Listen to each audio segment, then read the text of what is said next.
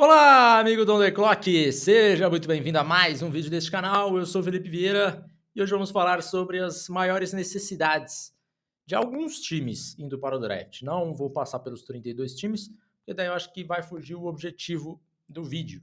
Que eu quero falar que tem time que, assim, é impossível que esse time saia sem um jogador dessa posição no draft.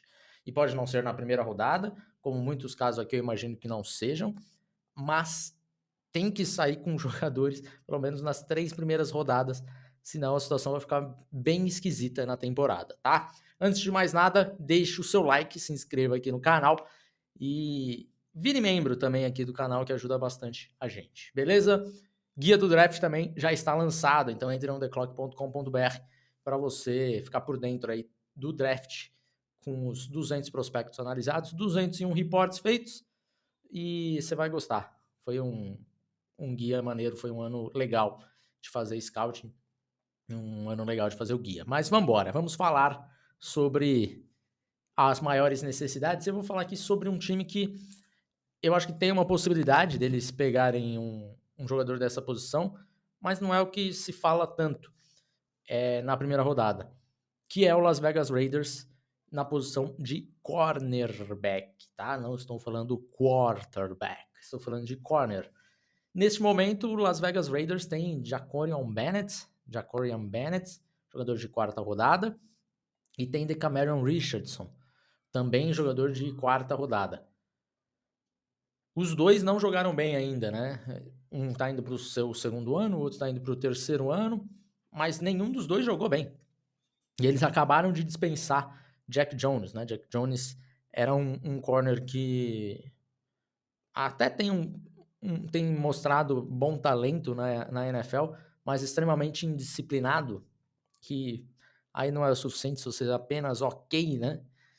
Você tem que ser muito bom para os times conseguirem deixar esse seu lado indisciplinado de lado, e não é o caso do Jack Jones. Foi dispensado, tentaram trocar, não acharam ninguém, foi dispensado, hoje passou pelos waivers, então ninguém pegou ele pelo salário que ele tinha, de repente vão contratar, mas pagando um salário menor, mas escancara ainda mais a necessidade da posição de cornerback. De Camarion Richardson, Jacorian Bennett, dupla de cornerback titular, um desses caras sendo titular já me preocuparia muito. Os dois, eu acho que é a maior necessidade de um time indo para o draft, tá? Se os Raiders forem por um caminho diferente, né, ali na 6, com Jalen Walker, com Ashton Jenkins, que parece ser o caminho mais provável nesse momento, os Raiders eles precisam gastar segunda e terceira rodada, ou segunda, terceira e quarta, duas dessas pelo menos em corner, porque senão a coisa vai ficar bem complicada. E aí eu não vou falar mais em questão de ordem aqui, porque eu acho que não vale mais a pena, mas para mim, assistindo tudo, né, montando essa pauta, para mim essa ficou bem clara, que esse é o time com a maior necessidade, mais latente indo para o draft. Então os Raiders precisam gastar duas escolhas no próximo draft, aí pensando em cornerback com tranquilidade, tá? Com tranquilidade. Vamos lá, vamos seguir adiante. Temos Carolina Panthers. Os Panthers também têm uma necessidade que é bem grotesca, que é a posição de safeties, né? Nesse momento, os Panthers até contrataram Trevon Merrick para ser um dos safeties titulares, mas nesse momento tem Demani Richardson, não confundir com o Decamerion, que nós acabamos de falar, e o Nick Scott. Você deve estar se perguntando, Felipe, eu não conheço nenhum dos dois. Pois é. Demani Richardson até teve um bom primeiro ano, ele foi um undrafted nos Panthers, teve até um ano assim, que você olha e fala, pô, para um undrafted foi muito bem. Mas não é para ser titular, né? Muito menos o Nick Scott, que já é um veterano, que é um veterano bagre, né? Então, é desesperador você olhar esse depth chart dos Panthers e falar, precisa de mais um safety, né? Foi atrás do Trevon Merrick, mas precisa de mais outro. Então os Panthers, eles precisam gastar uma escolha até a quarta rodada, vamos colocar, porque os Panthers têm duas escolhas altas ali na quarta, precisam gastar nisso num safety para ser titular, com toda certeza, tá? Eu gastaria, não forçaria a escolha, mas eu acho que eu gastaria antes que isso. Então, Carolina Panthers também um time com muita necessidade na posição de safety. Agora, continuando na NFC South, vamos falar do Atlanta Falcons. E o Atlanta Falcons ele tem uma necessidade que eu diria que é histórica, né? Que já é praticamente anual, que é uma tradição já, que é a posição de edge rusher. Até foram atrás ali do Leonard Floyd, mas o Leonard Floyd em 2025 eu não sei se eu espero muita coisa. E mesmo assim ainda precisa de mais um edge rusher, talvez até de 2, tá? Eu acho que eu ficaria confortável se os Falcons gastassem até 2 escolhas nessa posição. Eu acho que a escolha 15 vai vir um edge rusher, então dá uma tranquilizada. Diferente ali dos Raiders e dos Panthers, que eu acho improvável que eles gastem a 6 e a 8 respectivamente, né, nessas posições que eu citei anteriormente. Os Falcons eles devem gastar a primeira rodada nessa posição de uma necessidade muito grande. Eu acho que eles vão dar uma resolvida, pelo menos. Mas é difícil imaginar que chega ali e fala, não, nós vamos por BPA e o BPA não é um jogador na posição de edge rusher. Ficaria muito surpreso se fosse o caso dos Falcons, tá? Porque precisa e não é de hoje, e não é de 2024, não é de 2023 e não é de 2022.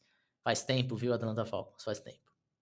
E agora eu vou fazer um pedido, tá? Vou fazer um pedido em nome do senhor Tuaniga Manue... Vamos conseguir. Tuaniga Manueolepola Tangovailoa, ok? Fazer um pedido em nome deste rapaz, mais conhecido como Tua Tangovailoa, que não é possível, Miami Dolphins, não é possível que mais um ano vocês vão com uma linha ofensiva catastrófica, que é essa daqui com o Linha Eichenberg na posição de titular, como guard. Eu até gostava do Eichenberg como prospecto, não deu certo, a gente erra também, vida que segue. Não insiste no erro, Miami Dolphins, tá? Já faz algum tempo que vocês estão insistindo. Ano passado eu falei que isso seria um problema muito grande quando perderam o Robert Hunt. Falei que seria que tinha que atacar isso no draft. Não atacaram. A temporada basicamente acabou por conta do miolo do interior da linha ofensiva. E eles estão assim numa tranquilidade que eu não sei, viu? Eu vejo ali a pique 13 dos Dolphins, você fala, pô, ó, aqui essa 13, indo com corner, muitas vezes indo com cornerback, eu entendo porque também tem uma necessidade grande, mas proteja o seu ativo mais importante, né? Proteja o tua. Se você não conseguir proteger o tua, não tem o que fazer. Então, Dolphins, se você não pegar na 13, ok, pegando um cornerback tá bom, porque a necessidade também é bem gritante, mas não deixa de pegar na segunda rodada um jogador de linha ofensiva, tá? Por favor, em nome do Tua, obrigado. E agora Cleveland Browns, também um time, esse daqui talvez seja o menor dos problemas, mas ainda assim é um problema, que é a posição de wide receiver em Cleveland. Os Browns eles conseguiram dar uma tranquilizada porque o Cedric Tillman saiu do bueiro, né? Voltou das cinzas o Cedric Tillman.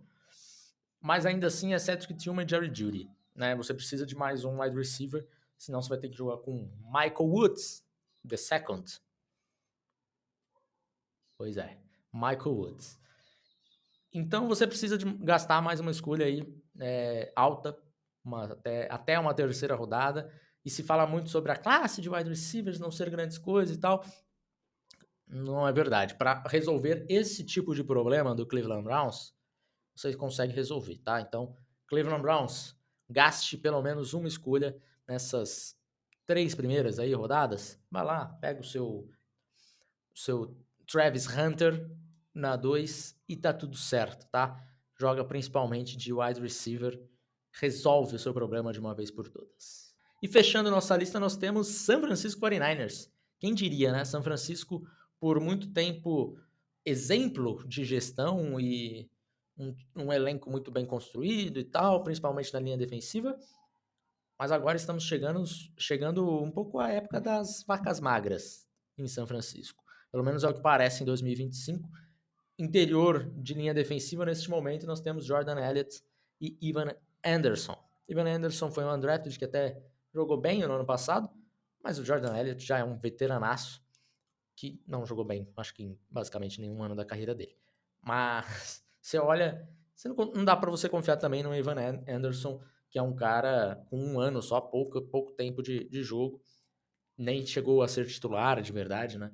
Então você ir para a temporada com essa dupla de defensive tackles é muito problemático também, né?